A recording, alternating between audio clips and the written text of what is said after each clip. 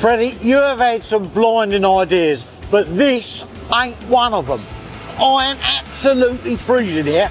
I'm on my way to the legendary airfield Biggin Hill to drop off a wartime American Jeep. This is probably the most iconic airfield of the Battle of Britain.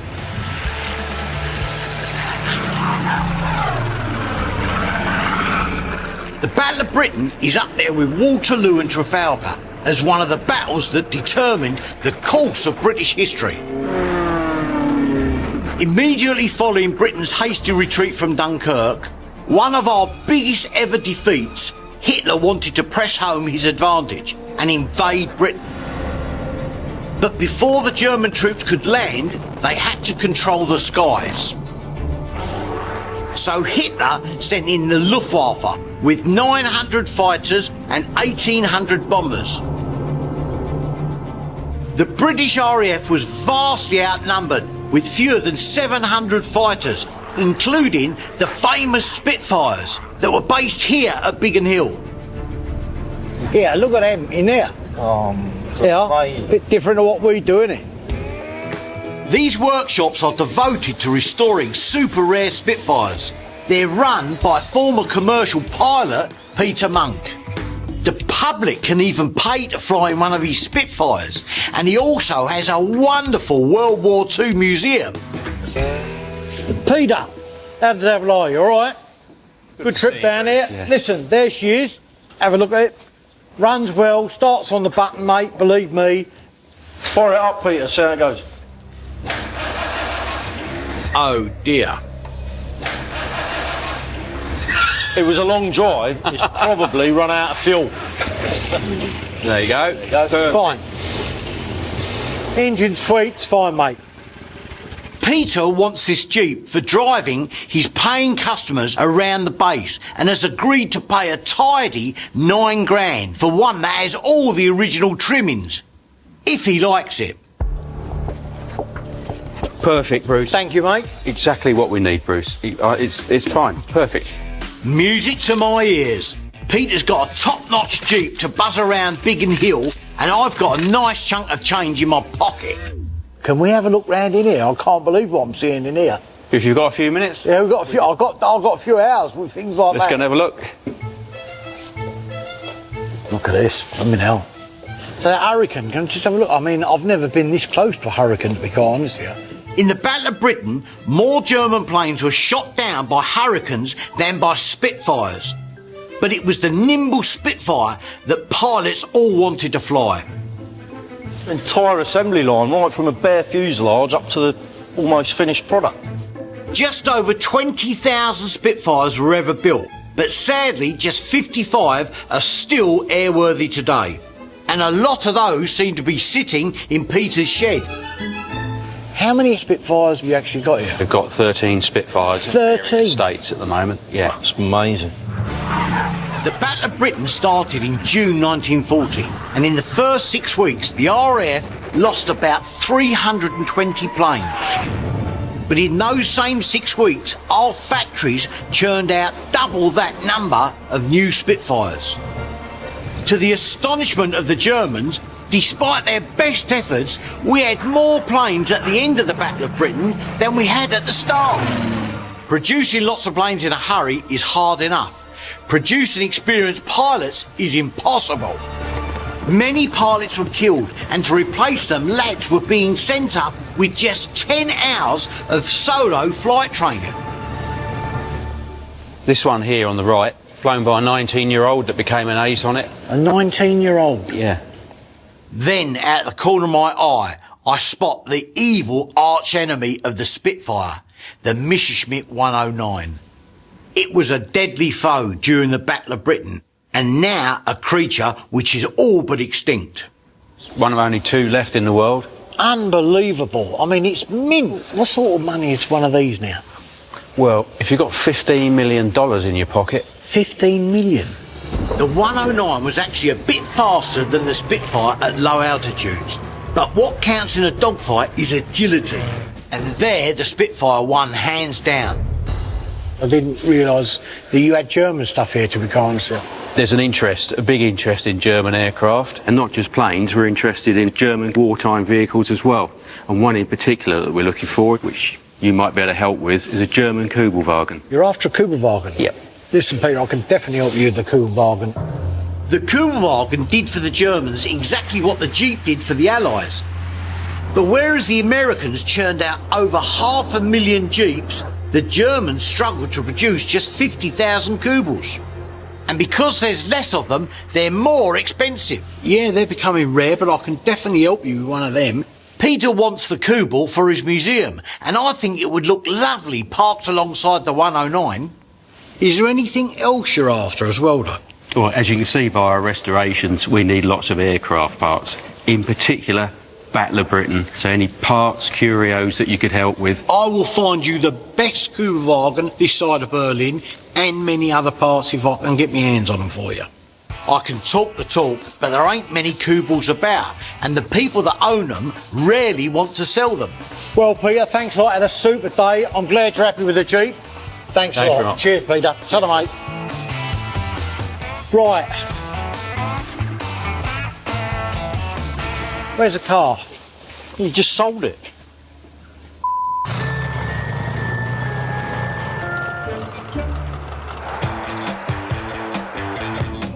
I've been doing some research and managed to track down a Kubelwagen in Cheshire that I think has been recently restored. And luckily, I know the bloke who's got it. His name's Matthew. I've met him years ago, right? He's a really nice guy. He's a full-time smithy, a blacksmith, and he lives in an old blacksmith's cottage. No. Yeah, he's banging away in here. Matthew? Oh, here he is. How are we doing, Matthew? All right? Morning, Bruce. Good Long to see time you. no see. Yeah, I won't shake hands with that. No. I think This I is might- Freddie. Hello, nice to meet Freddie. you. Nice to meet you. This is a time warp. I can't believe this place. I see you've cleaned it up for our visit. I have, believe it or not, you know. I've always been fascinated. Yeah, fire out. Let's have a go. Do you fancy a go? Yeah, why not? Come on I then, love Bruce. smashing things with a hammer, you know? This is where I find out if my Rolex is a snide and not shockproof. Right. What's a safe distance to get her? Yeah, stand away. Lots of armies had blacksmiths during the war. It's different, isn't it?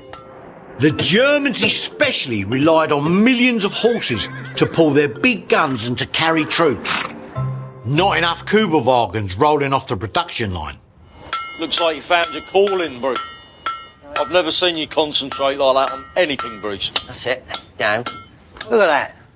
That's pretty good. That ain't bad, mate. I've got to tell you, yeah. I won't give up the day job, but I've got to tell you. Right, time to get down to business. Yeah, this is lovely, mate. This is just how you want to find stuff. Bingo! The unmistakable box shape of a Kubelwagen. How old's this one? That's 41 body and a 44 chassis. Yeah? It's all original parts. There's very little repro in that. She runs all right, though, yeah? It runs nicely. It's only been on the road 2 weeks. The Kubelwagen was designed by Ferdinand Porsche and was based on the VW Beetle, Hitler's so-called people's car. In fact, the people's car was nothing of the sort. Not a single VW Beetle was ever delivered to a civilian customer under the Third Reich. Instead, factories made Kubelwagens, and as it turned out, not enough of them. Is this for sale, possibly? No, it's not, Bruce. I've wanted one since I had a dinky one when I was a child. Yeah. Blast it! I'm in love. I'd rather sell you my wife, I think. Oh, she wouldn't be happy about it. Oh, she might be. To persuade Matthew to part with his Kubel would take silly money, so I'm going to have to let it go. But I don't want to waste the trip, so I'm wondering if he's got any Battle of Britain goodies tucked away in his shed. This is where the junk is down here, Bruce. This is your little treasure trove shop, is it? Yeah? It is. Yeah, well, I like these little rooms you've got stuff tucked away in. Oh, loads more little goodies then, yeah? Yeah. German helmets over there. Oh, that's lovely, isn't it? Look, it's a baby gas mask. Horrible thing. That is a family heirloom, and that was worn by one of my aunts, either Jill or Jackie, when they were babies in the war. Towards the end of the Battle of Britain, the Luftwaffe resorted to bombing London's docklands. In one day alone, they inflicted more damage than the Great Fire of London. In preparation, bunkers were hurriedly erected and gas masks like this were handed out. Baby sitting there, this obviously was wrapped round underneath it, and then this whole skirt went round and it was sealed up. Once you've got the baby in there, you've got to pump air into it. So you've got to manually A lot of operate bellows. it. Yes. It is. It's a good job these things weren't needed. The air filter was made of asbestos, and if you didn't work the bellows correctly, your baby could suffocate. These things are just horrible. Interesting bit of history, but a family heirloom and not for sale. Unlike the next bit of kit that Matthew has sitting on his drive. What plane is this from, Matthew? Messerschmitt 110. Right, Shot down in the war right. off the south coast into the sea. When? Do you know when? I would think perhaps the Battle of Britain as it was a 110. From June 1940 onwards, the Luftwaffe lost almost 2,000 planes in the Battle of Britain. The number of pilots and crew killed were 5 times higher on the German side during the 3.5-month struggle. So what sort of money? It's going to have to be 2,500. I know these things don't grow on trees, but 2.5 grand is a bit rich. It's rare, I appreciate that, but I'd go to 1,750 quid. Can't do that. I'll tell you what I'll do. £2,000, that's it. £2,000 we come a long way. £2,000 you got a deal. All right, thanks Matthew, that's great. You've been a great host and I really appreciate it, and I hope they're happy with it. So do I, otherwise it'll be stuck in your garden. Don't. This might look expensive, but for a warplane restorer like Peter Monk, propellers like this are gold dust. I like barns.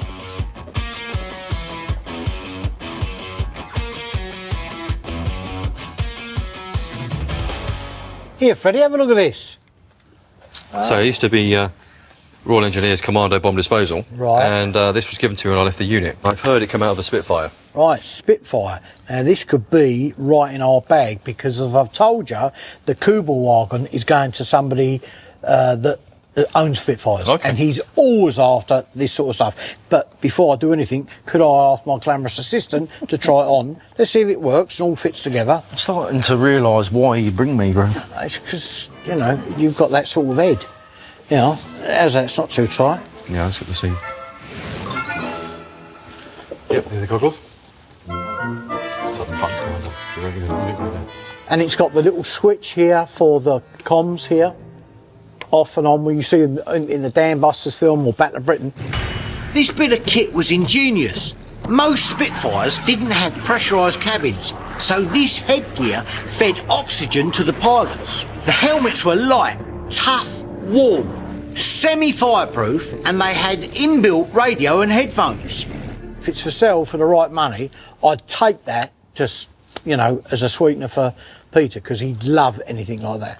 Make me an offer. The set, 250? Okay, that's fair. 250, yeah? Lovely, there you go. But Freddie's got to wear them home. That's that done. I'm really happy with that. A Kubelwagen and a rare Battle of Britain Spitfire helmet, all in one rummage. What a result. Good day at the office? There are worse jobs. Yeah, that's what people keep saying.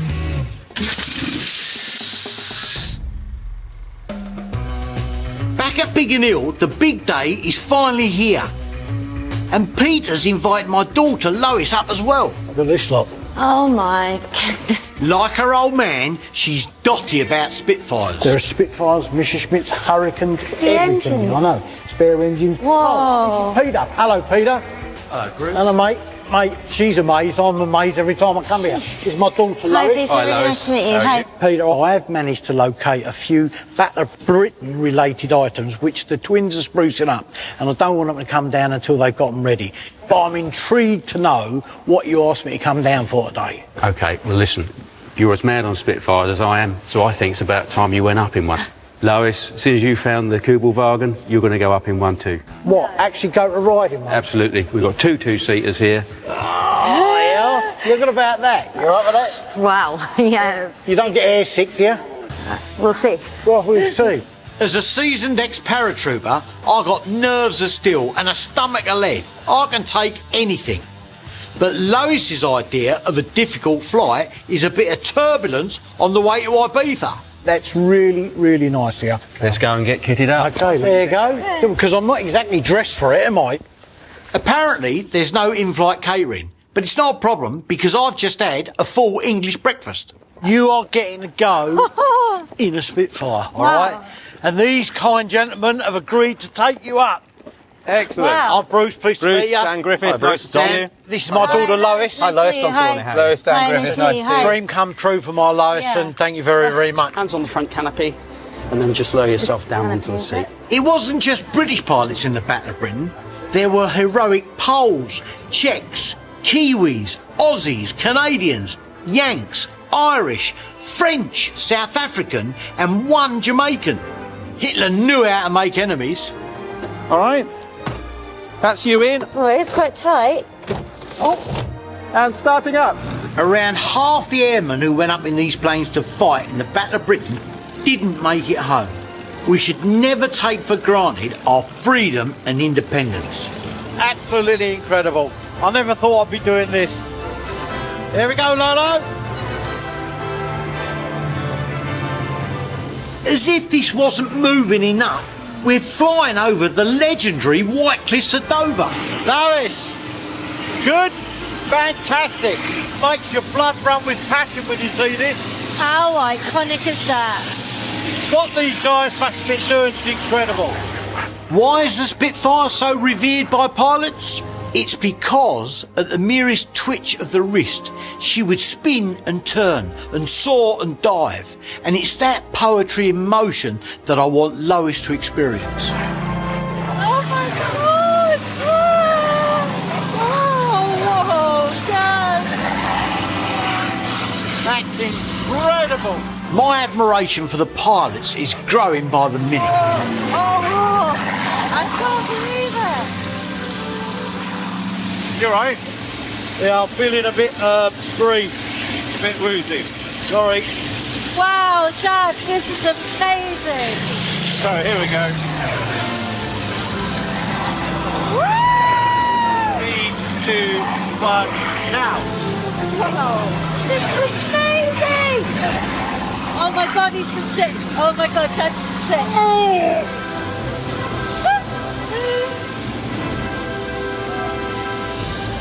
Sorry about that. I don't mind jumping out of planes, but this is like a flying cocktail shaker.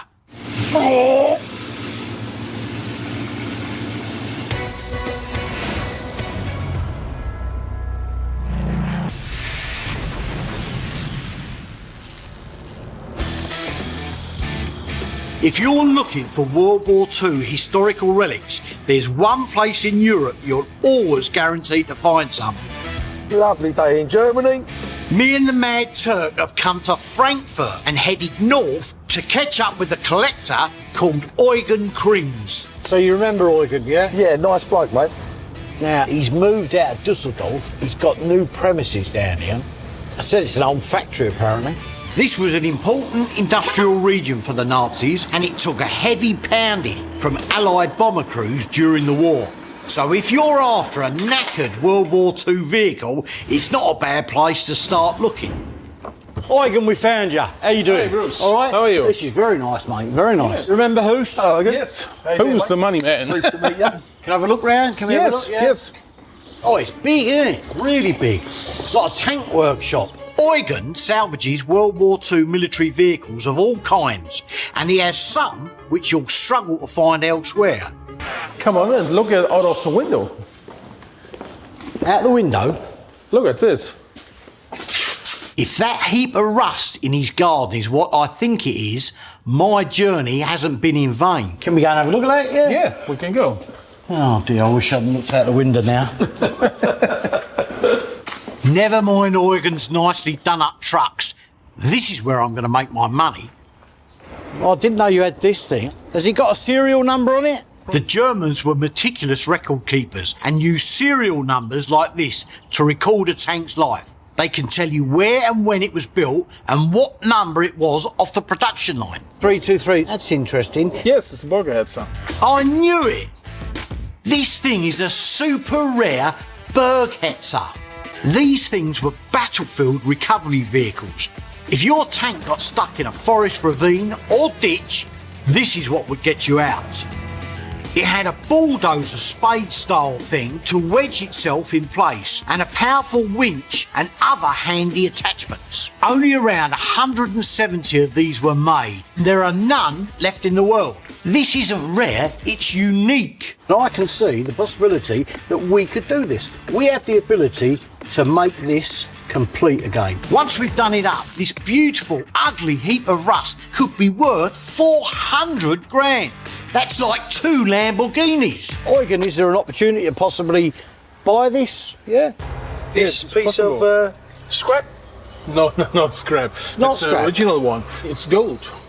Bruce, when I see this, I just see about 6 ton of rusty scrap. Eugen, so what sort of price would this be if it was for sale? I have another idea. 20 years ago, I have a perfect GMC truck. But I don't have so many space, and I sell the GMC truck. Is he changing the subject or what? Suddenly he's talking about an American GMC truck. Stephanie, my wife, every time says, you sold the GMC truck and it was so a nice car, I like this car, and now I have space. Yeah. Maybe you find a very nice GMC trucks and we can swap, it's not a problem. Ah, he wants to swap. I can have his rusty shell of a Berketzer if I find Truck Mad Eugen an American GMC. As a gift for his wife, no less. So you'd be interested in a GMC, the canvas covered one, yeah? Yeah, the canvas one and with a winch on the front, that will be perfect. GMC stands for General Motors Company, which produced this, one of the most iconic army trucks ever. These were the tough trucks that carried the tough men who bravely finished off the Nazis in street-to-street fighting at the end of the war.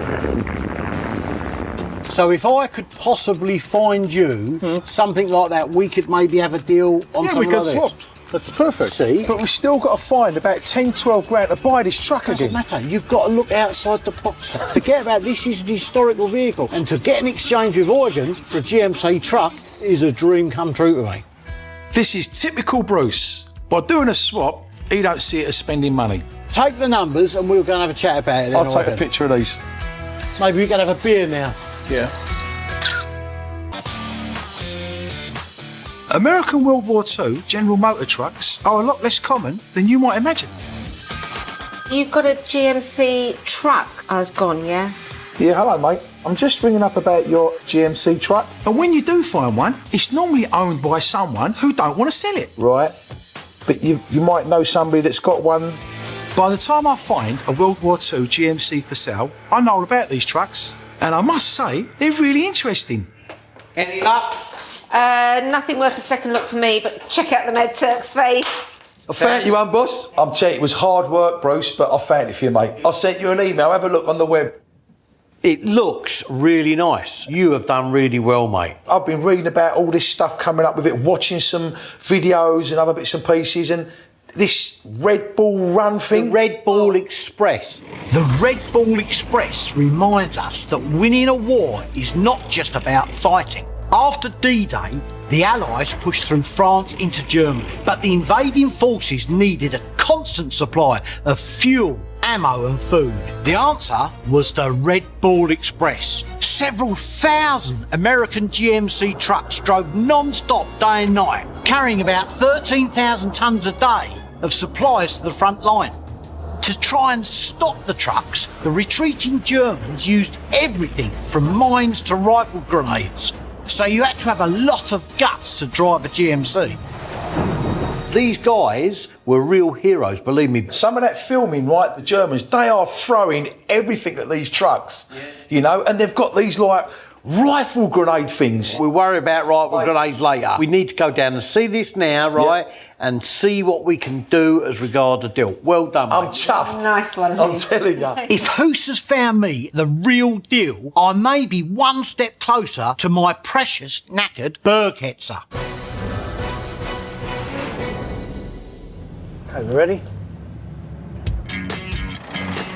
I'm wasting no time in heading to Borden in Surrey to try and seal the deal on this American Army truck. And to make sure I'm not sold a pup, I've brought the twins along to give it the once over. There it is. Look. There you go, yeah, it's over there, look. Yep. I know an authentic GMC when I see one, but when the bonnet comes up, my expertise gets a bit more broad brushstrokes. So you'd be interested in a GMC, the canvas covered one, yeah? Yeah, the canvas one and with a winch on the front, that will be perfect. German Eugen has high standards and he knows his trucks. So if this thing's a clunker, as the Yanks say, or if it's got lots of inauthentic parts, then it ain't gonna do. I've got to tell you, that looks all right. Yeah, it's a bit tidy, isn't it? But we've got to drive it. Listen, appearances can sometimes be a little bit, you know what I mean? Yeah. So we need to go right over it. It looks really nice. Real deal. The winch looks nice. These tyres, they're running about 200 quid each now. Yeah, look here. Wooden steering wheel, right? That denotes it's a really, really early one. You'd probably pay 500 quid for that. Easily, I would thought, yeah. Right? Bit of rust there. Yeah. But it ain't bad, it ain't deep. This is actually better than I thought. Oh, here it is. Him, yeah. Good afternoon, sir. Hiya there, I'm Matt. Listen, we've had a quick look while we was just waiting you there, and I must say, very, very nice. What's the price of this? I'm looking for £10,500. £10,500. That's certainly not a bargain, but it looks nice and pucker. Let's see if it actually goes.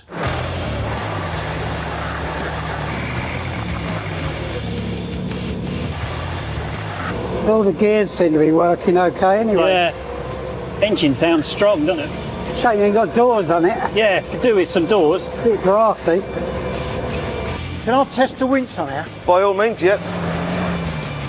Well, that do. Over to you.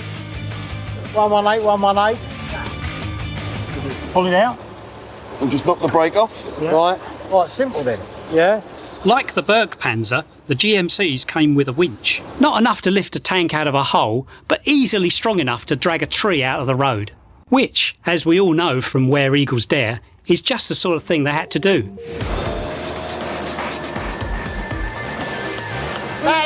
I'm impressed.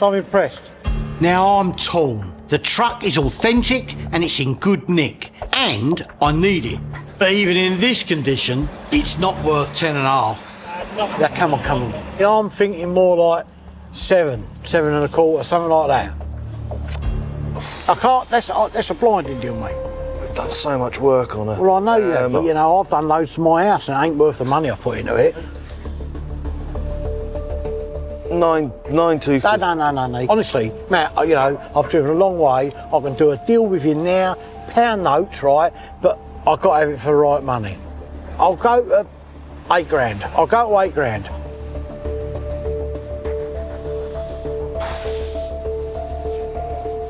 I'll go 8,750. I'll go 8 1/4. Split it. 8.5. Oh, all right. Cash on now, appreciate it, all right? 8.5 grand is a fair market price for the truck. If I just sold it on, I wouldn't make much of a profit. But the thing I'm going to swap it for is where the real profit lies. Right, listen, take it nice and easy. Remember, if you bend it, you mend it. Yeah. Take it easy and don't damage it. All right. Have fun.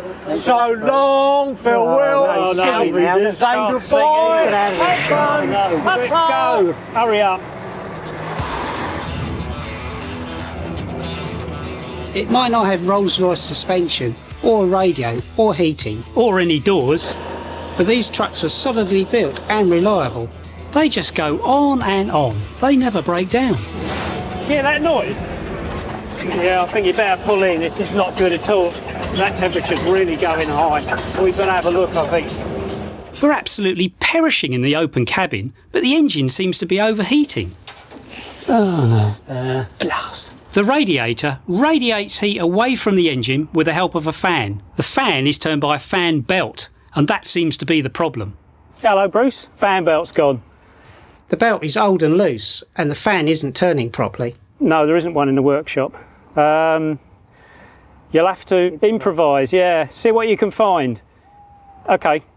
When you need a World War II fan belt, it's no good calling the AA. Luckily, we're not too far away from home. Bruce from International Rescue. So you managed to break it? No, it broke itself. Have you got a fan belt? No, I've done better than that. My woman has kindly donated, right, a brand new pair of her best tights. They're still warm. You've had them on? Listen, that's only at weekends I wear them, right? Sue's tights might do the trick for now, but finding a replacement fan belt for a 70-year-old truck isn't going to be easy. I can't get my blasted Berghetzer out of Germany until I get Eugen's broken GMC out of Suffolk, and that means finding an authentic fan belt. Luckily, I have strange friends.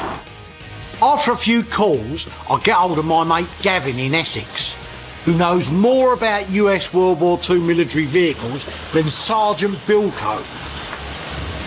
Right, can you two carry me, do you reckon? Because I don't like... I was hoping you were going to carry me. It looks like a swimming pool here. Gavin, how you doing? Hello, Bruce. Come about the fan belt. I spied my little eye, a Greyhound armoured car, a Diamond T wrecker, and plenty more besides. Gavin started collecting American World War II vehicles as a kid and has even restored a Sherman tank. With all the US heavy metal round here, surely he'll have a few fan belts. If I've got one, it's yours. There's a box in the shed. Have a rummage through. If you find it, happy days. Lovely. Lead the way then. Right, follow me, guys. All right. OK, it's in there somewhere. I'll leave the twins to rummage through the relics, because I'm curious to see what other goodies Gavin's got stashed away. Yeah, what's all this? These are the little bits and pieces that I'm after. Are these things like this for sale? Yeah, of course they are. So is that a canvas water bucket, I take it, yeah? Yes, yeah. Looks like a old scrub thing, doesn't it? But it's for water, isn't it? Yeah. Canvas bucket, again, shortage of materials. Building aircraft, ships and tanks and the rest means there's always a shortage of steel and aluminium. So they start making stuff from canvas, like the canvas body of the army truck I've just bought, right down to chairs and even buckets like this. Is that an original? Original machete. Is this an American one? Yeah, look at the stamping. Blooming hell. What is that? That's an air recognition panel. For a what? Any Allied vehicle. Right. You undo that. Yeah. And then basically it would probably be either an orange or a red panel. When you're up in the clouds, it's hard to tell the difference between Allied and enemy vehicles, and all too easy to strafe or bomb your own guys. So the Allies started pinning brightly coloured air recognition panels on their vehicles. The wily Wehrmacht quickly cottoned on and started pinning the same coloured panels on their vehicles too, so that they wouldn't get bombed. In response, the Allies introduced different coloured panels, and like a code, the colour was changed each day. Definitely a bit of meat. I'll have a bit of that. Give us a price for the lot there, Gavin. The whole lot. Come on, give us a good price there, Gavin. Good price for that is 150, I'd say. I said a price. I don't want to buy your house. 100 quid the lot. 100 quid. 100 quid's a good price, mate. Looking at the state of your shoes, I'll go for that. All right, well done, mate. Lovely. That's a good price. A World War II machete will always sell, and the panel and bucket have great novelty value. Right, what have we got here? GMC generator repair kit, promising. There's a pan belt here. All right. Oh, that's a modern one. Oh, yeah, look. Hey, look. Look, is that an original box? Yeah, look. GM 21. That's it. That's the one. With a brand new 70-year-old fan belt. Look at that. Crikey. 70 years old, but new. Yeah. We'll take that. Take the modern one as well. Okay. Here, what else you got there? What is that? Here, infantry handcart and a 60mm mortar. Is that's an American handcart, Yep. isn't it? I haven't seen a nice trailer for a long time. And to be honest, even when you get the trailers, this is missing. Yeah. This is the bar. You see famous photographs of them pulling Troops along. pulling them. In war, it's often the little things. Simple handcarts like this made infantry so much more mobile. Mortars, machine guns, ammunition supplies. Anything that was too heavy to lug around went in one of these. Things like this are rare because farmers used them after the war until they fell to pieces. What sort of money for the trailer? The trailer, I'd really be looking at 1,200. How much for the mortar? The mortar with the sight and some rounds, 1,400. So that's 2,600 for the whole rig. Yeah. It's a bit rich, mate. I'll tell you what I'll do. It's nice. It's been redone. 1,800 quid. That's a good price. That's a good price. £2,000, and it's yours. 2 grand? 2 grand. Done. Righto. I'm happy with that. That's nice, mate.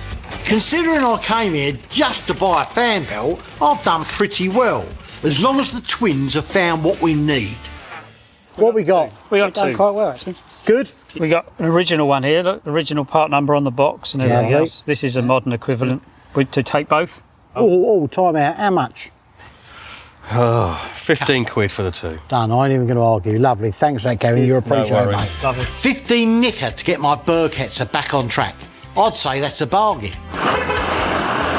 He's a good lad, Gavin. Very good lad.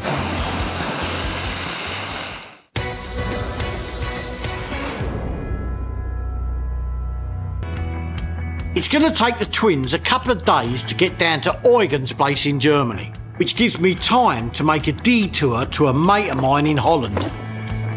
Hoos has become obsessed with the Red Bull Express and the rifle grenades the Germans used to fire at the GMC trucks. So I'm planning a little historical treat for him. He'll have the best grenades we could possibly try and get. Oh, please, Hoos, honestly. My old mate Ben is a serious munitions nut. If you want something that explodes, he's your man. Hey, Mr. Bruce. Mr. Ben, how the devil are you? Yeah, good. Ready? Hey, Freddie. Yeah, good. I've come for me 3 samples. Come on, Mr. Bruce. Ben's got his own little museum here in Overloon. But what the public get to see is just the tip of the iceberg. Oh, yeah. I see some goodies here already. Yeah, I know. Look at help, Ben. I didn't know you had this much in here. This is incredible. Yes, bombs, projectiles, cases, grenades. It's got to be the biggest collection in the world, mate. You've got every conceivable piece of munition I've ever seen. It's like bombs are us. Then I spot something very rare out the corner of my eye. It's out of a tank, isn't it? Yeah, it's it is. an ammo rack, isn't it? Yeah, it is. How do you open it to start with? It has a lock for child, but I will. Yeah, look. But you open it like this. I've only seen them in drawings. Yeah. So when they take out the rounds like this, they close it. Right. How clever's that? Flat pack. That's incredible. Imagine you're in a tank. There's you, 4 other blokes, and about 90 shells. You don't want the shells just rolling around on the floor, but at the same time, there's not much room for shells. So for German panzer tanks, they came up with this collapsible ammo rack. But for some reason, not many of them have survived. And as we know, rare is good. I've never ever seen one of those. That's really nice. Original colour. Ben, is that for sale? Make me an offer. Without the shells, yeah? Mm-hmm. If I gave you £200 for that, how would that be? Nope. No. All right, 250. Nope. £300. Nope. Come on. How much? 500, Bruce. 400. Come on. What? Oh, Bruce.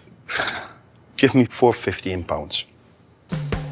Done. Okay. Very nice. This is a slow burner. A tank ammo rack won't necessarily sell quickly, but when the right knowledgeable collector comes along, they'll get very excited. Now back to the main mission. Rifle grenades. Yes. I need to get some to actually test fire. This is the Model 40. Right. Hollow charge. Right, okay. So that would be used against fixed targets, vehicles, that sort of stuff, yeah? Yeah, small armoured cars. Against infantry and personnel, yeah? Yep. Okay. Suppose you're trying to stop a convoy of trucks. You could throw a hand grenade, but you won't get the distance or accuracy. So all sides in the war use rifle grenades like this. And this is what they can do to a vehicle.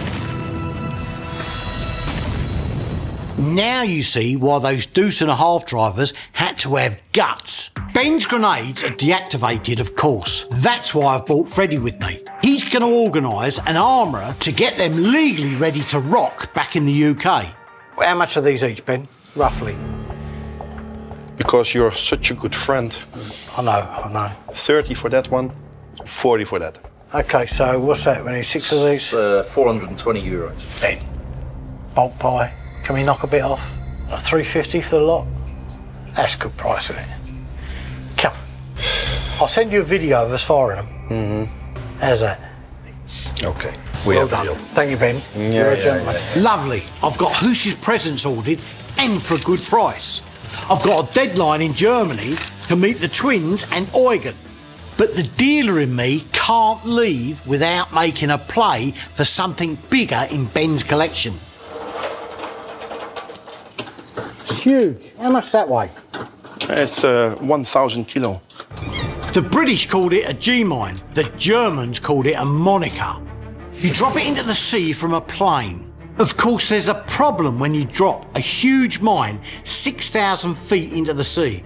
When it hits the water, kaboom! So Monica wasn't primed. Instead, she had a listening device. Only when she heard the noise of a ship's engine did the bomb get ready to go off. When you have a big boat, it is really a big propeller. Right. It goes boom, boom, boom, and then it is arming itself. So how would you go about diffusing one of these?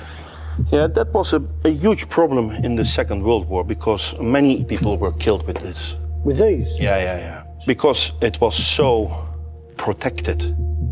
There was a cell inside that reacts on the light. Right. So when you remove the dome, it will explode. So it's a very nasty bomb, Bruce. It's a smart bomb. You know how they found out that there was something nasty like that in the bomb? No. There was one who did it at night, and he survived. Around 12 British Royal Engineers or sappers lost their lives attempting to defuse these mines. It was only when one sapper successfully defused a moniker in the dark that they realised it had a photoelectric cell booby trap. Very, very brave men, the sappers. How much for that one?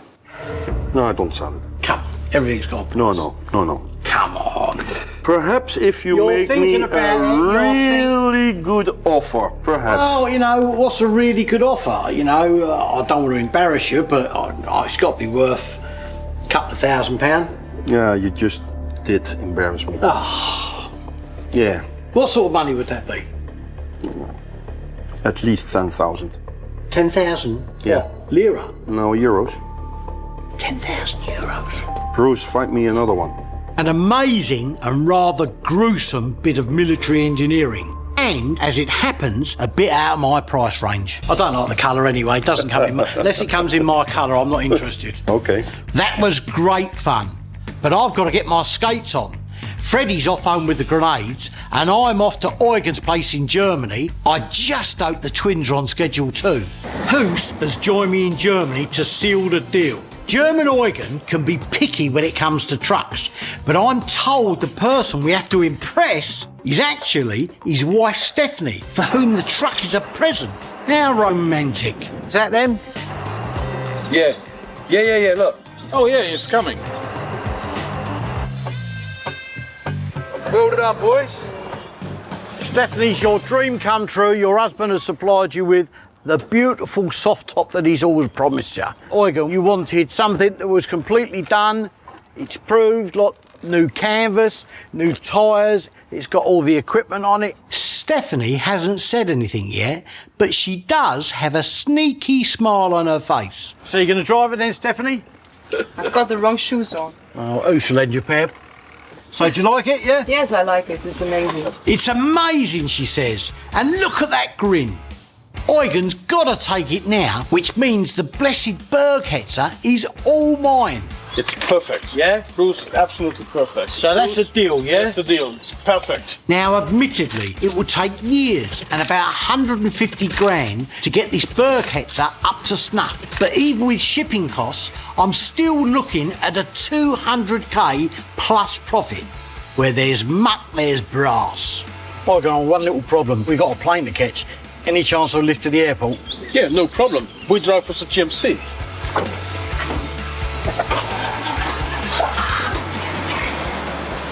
Come on! We got a plane to catch!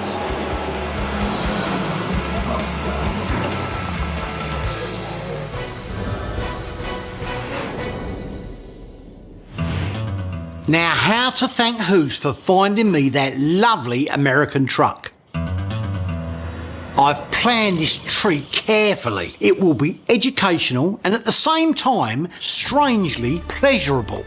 I'm taking him to a disused airfield in Lincolnshire and he ain't got a clue why he's here. Mate, you're keeping this proper cloak and daggers, mate, I tell you. Seriously. What, do you think I'm going to have you bumped off when we get here? We're in the middle of nowhere. Stop there, let it walk. Right, go and stand over by the van. Have a look at the van for a second. I'll be over in a jiff. What are we doing here? Well, it all comes to those that wait, as I've told you many, many times in the past, right? Go on. Now, these ain't ice creams, right? And we procured them while we were in Holland, not in the red light district. They are rifle grenades, right? Yes. Now, as a little reward for the success you've had with that GMC, you are going to get the opportunity to fire original World War II rifle grenade. Bruce knows I have a weakness for blowing up stuff. On an educational side, this knackered van will show Hoos what a rifle grenade can do to an army truck. And to make the lesson fun, we have the innocent, simple pleasure of making something explode. To send the grenades on their way, I'm loading the rifle with blank rounds. The idea of this is that you're going to fire the round so it fires over and above and comes down to weapon, right? Normally, you would have a special sighting device on here which you haven't got. So it's going to have to be up to your judgment how you feel. Right, kneel down. Fire it! Woohoo!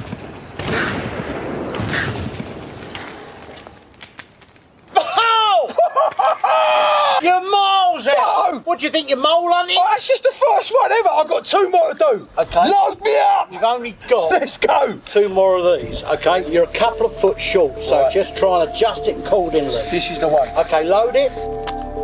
Fire it!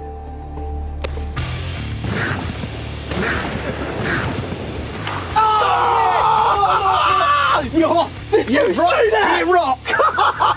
I don't know why he's so happy, he keeps missing. But then he decides to ignore my expert advice and do it his own way, in the style of Rambo. Yeah? You ready? Yeah.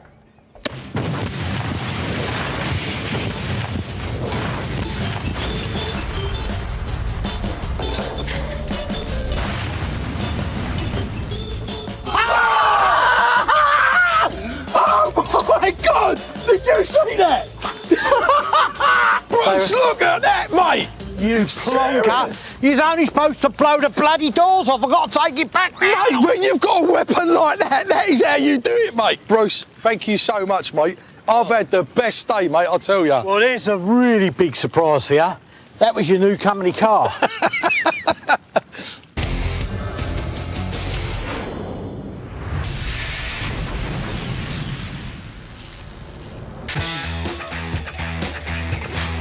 I'm going to hand it up. Right, got it. Yeah. We've cleaned up and painted the gun mount Bruce bought in France. I'm assuming it's going down in there. Is that it? Yeah.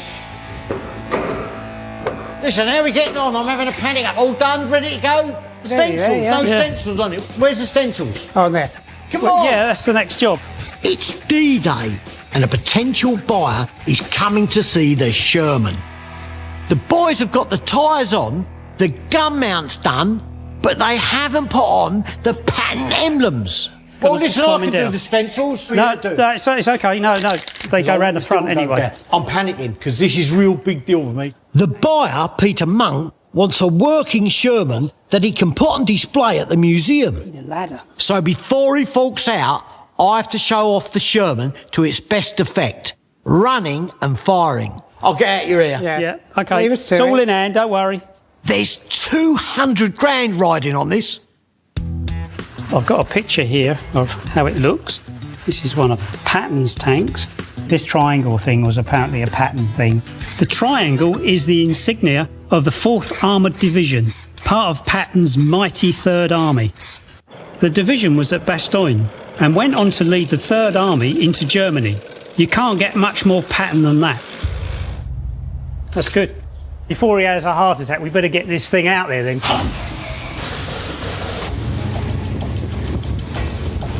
Now, we just need to take the tank out into the field and demonstrate it to the client.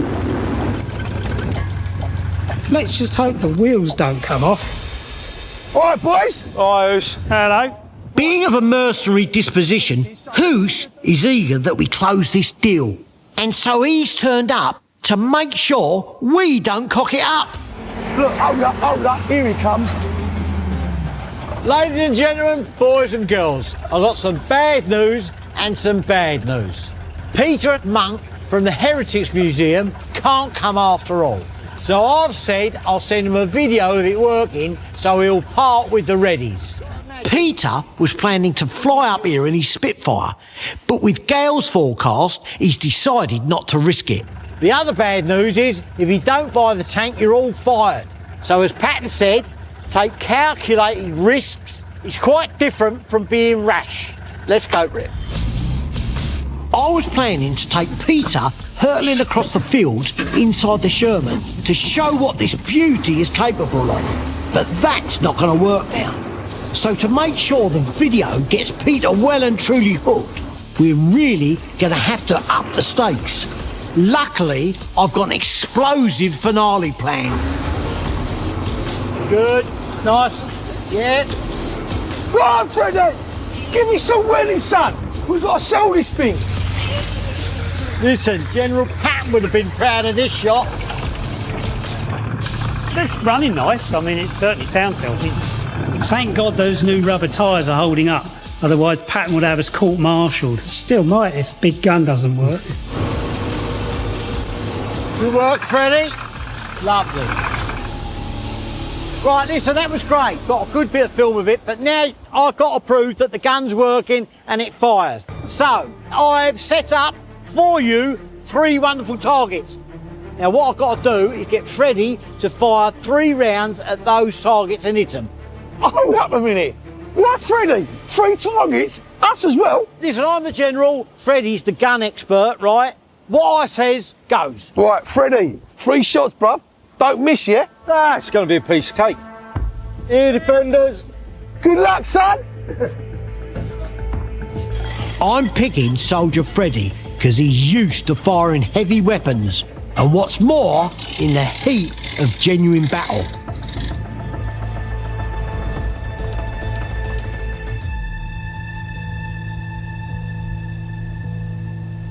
Fire it!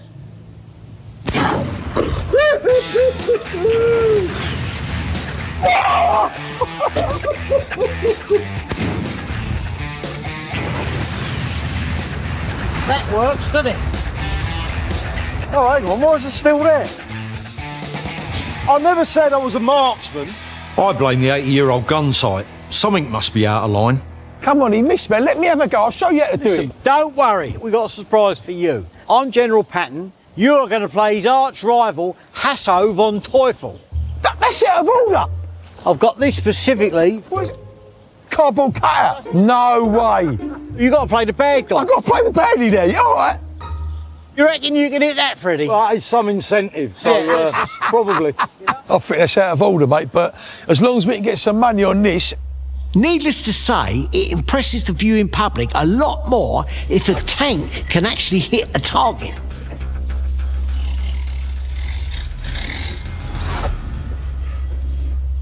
Fire in. Oh! Oh! Yeah, what a shot, mate! You're bringing it off! How comes you shooting when I'm there and you can't hit on the other one? I've got to tell you, on here, when I send this to him, he's going to be more than happy about that. Now, for what I hope will be a clincher. Right, listen, that's the appetiser. The absolute finale now is that Bren gun carrier. Try and hit it in a way where maybe you could flip it or blow it up in the air or something like that. Hit it low. With a rusty, knackered Bren gun carrier, no good to man or beast. And stripped of parts, it will make a beautifully authentic target. That is the final bit for this film. And I'm telling you, once we've hit that, I reckon deal's done. Now, I know how much to aim off for wind and all the rest of it. It'll be fine. If we hit it, this is the money shot. But we've only got 1 round left. you might want to go back a little bit just in case there's any debris comes down. Right. It's a thumbs up when you're ready. Yep.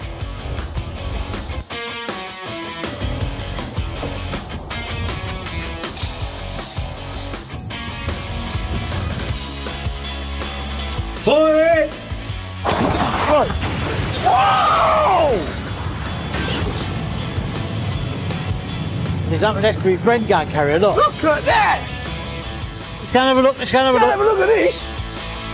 Good shot there, boy. That's it, the floor here, gone through there. Pulled the side, right up the side there, look. Gonna make a barbecue out of it. Freddie, 2 out of 3, mate. Well done, mate. Seriously. Well, we got the film of that. I've got to be honest, if he don't buy it now, he's mad, because he'll have a bargain. He's got a real good running bit of kit. Right, job done. Well done, chaps. All paid up. Now, I suppose I do owe you a donut or half a lager, something like that. So come on, let's go and grab one.